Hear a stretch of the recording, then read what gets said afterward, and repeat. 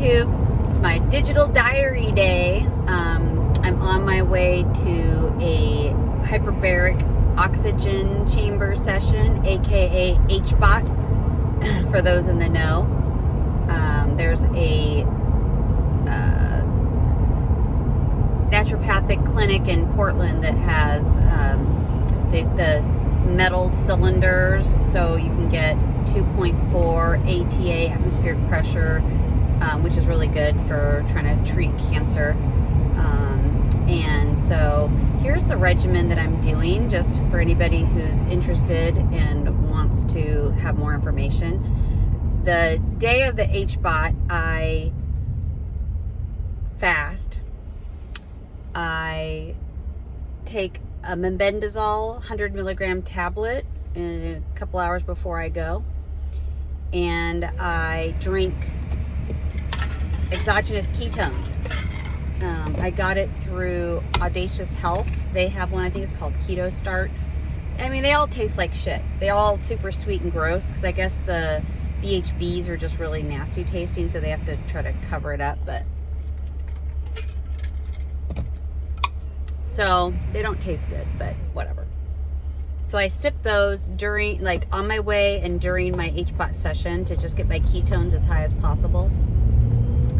Now, the best case scenario would be to have a GKI, or glucose ketone index, of below 2, but I'm not able to make that happen. My blood sugar is just elevated. It's right now, I think it's in the 80s, and I cannot get it. You'd need to get it down to like the 60s. And even though I'm on a total keto diet, calorie reduced keto diet, I have not been able to get my ketones my blood sugar consistently low. So I'm still working on it, but I'm moving forward with the HBOT sessions anyway. And I also take a glutamine inhibitor. That's what it's called, glutamine inhibitor by MCS Labs. There's another chemical called Dawn. It's a really long name, but they shorten it to DON, Dawn, that some people use. You order it from a lab in China. It's super expensive. I'm not doing that at this point. I'm going to try these supplements and just pray that it does what I need it to do.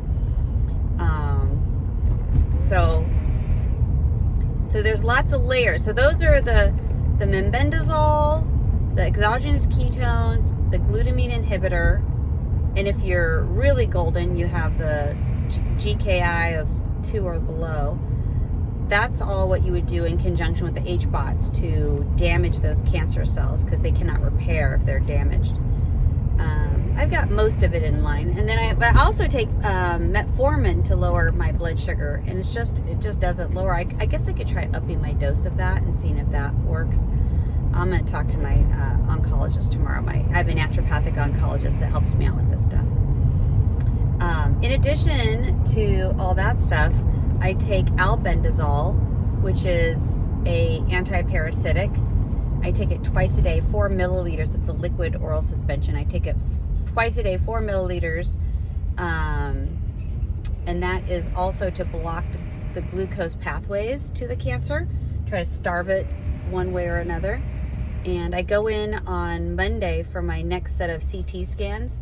So I'll know next week, at least I'll get some data, if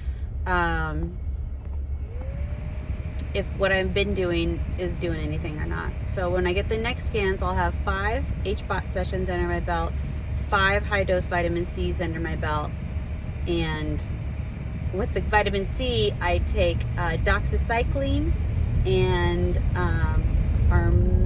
then another anti-parasitic the day before, the day of, and the day after, those 2 drugs. So I'm doing a lot of layers. So, and I feel fine. Like, I'm not having any nasty side effects. The only nasty side effect I have is still residual fallout from the last chemo drug that I've got off of. It's been a while since I've got off it, but it really destroyed my intestinal tract. So I haven't repaired, it has not been repaired yet. I'm taking probiotics and hoping to